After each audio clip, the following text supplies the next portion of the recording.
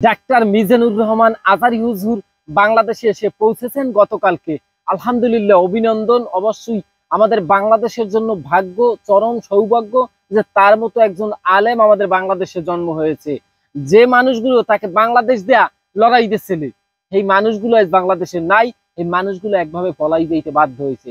আল্লাহ পাক চাইলে সবই সম্ভব। আল্লাহ পাক চাইলে কি না সম্ভব, একটু চিন্তা করেন। আচ্ছা, মিজানুর রহমান আজারি হুজুরের দোষ কি ছিল? আমরা দোষ নিয়ে কথা বলতে চাই না। আমাদের ভালো লাগা যে তিনি সম্মানের সহিত আবারও বাংলাদেশে আসছেন, তিনি আবারও মাহফিল করবেন, যেই মাহফিলে লাখ লাখ মানুষের জড়তা হয়ে, যেই মাহফিলটা মানুষ দেখা যায় জ্ঞান অর্জন করিয়া মানুষ ভালোর পথে, সঠিকের পথে ধাবিত হইবে। এই মিজানুর রহমান আজারি হুজুরের মতো একজন মাওলানা আলেম পাওয়া আমাদের বাঙালির জন্য কতটা ভাগ্যের, এটা অনেকে বুঝি না। আমরা তাকে সম্মান করতে জানি না। আরে ভাই, তার সম্মান বাহিরে গেলে দেখা যায়, বড় বড় কান্ট্রিতে, বড় বড় রাষ্ট্রে তাকে কিভাবে সম্মান দেওয়া হয়, তাকে কিভাবে সংবর্ধনা দিয়া বিভিন্ন মঞ্চে অনুষ্ঠানে উড়ে নেয়, এগুলো আমরা সোশ্যাল মিডিয়ায় বিভিন্ন ভিডিওর মাধ্যমে দেখি। আর আমরা বাঙালি, আমরা বাংলাদেশি, তার জন্মস্থানেই তাকে সম্মান দিতে জানি না। কথা আছে না, বাড়ির গরুতে দরজার ঘাস খায় না। আরে ভাই, মিজানুর রহমান আজারি হুজুরের মতো একজন মাওলানা আলেম পাওয়া আসলেই আমাদের জন্য চরম সৌভাগ্যের। আমরা তাকে পর্যাপ্ত পরিমাণে সেই সম্মানটুকু দিতে পারিনি। আগে যা গেছে গেছে, আমরা এখন তাকে তার সম্মানটুকু, ন্যায্য সম্মানটুকু, তাকে তার যে প্রাপ্যটা, সেটা আমরা অবশ্যই দিব। কেন দিব না?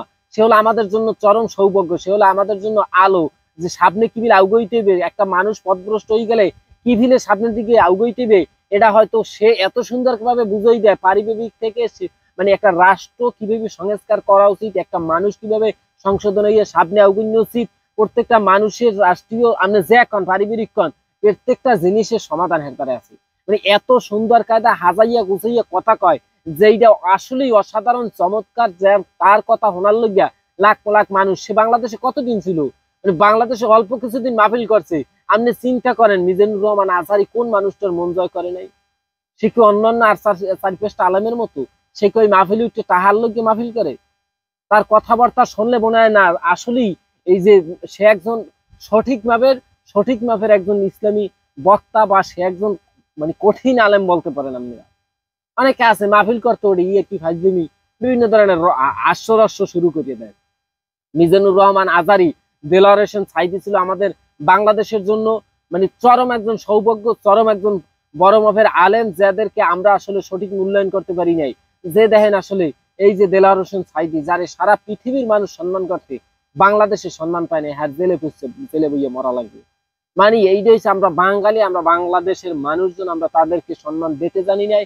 ইনশাল্লাহ মিজানুর রহমান আজহারিকে আমরা অবশ্যই আমাদের প্রত্যেকের স্থান থেকে দোয়া করব, তাকে আমরা প্রত্যেকের স্থান থেকে সেই সম্মানটুকু দেওয়ার চেষ্টা করব। আর মিজানুর রহমান আজহারির আমরা খুব শীঘ্রই বড় ধরনের একটা মাহফিল চাই। বাংলাদেশের সর্বোচ্চ যেখানে দেখা যায় যে গণভবন ছিল, এই ময়দানেই একটা মাহফিল দিই, যেই মাহফিলে লাখো লাখো জনতা অবশ্যই উপস্থিত হইবে। আপনারা কি বলেন? আপনাদের মতামত কমেন্টে জানাই দিয়ে, আর অবশ্যই ভিডিওটা শেয়ার করিয়া সারা বাংলাদেশের মানুষকে দেখাই দিবেন যে আমাদের মিজানুর রহমান আজহারি হুজুর বাংলাদেশে আবারও চলে এসেছে। যাই হোক, হুজুরের জন্য অনেক অনেক দোয়া ও শুভকামনা থাকবে সবসময়। তার হাত ধরে আমরা বাঙালি যেন সামনের দিকে আগাই যেতে পারি, সে আমাদের সঠিক পথ নির্দেশনা দিক, এইটাই আমি আপনি চাই। কি বলেন আপনারা? অবশ্যই আপনাদের মতামতটা কমেন্টে জানাইবেন।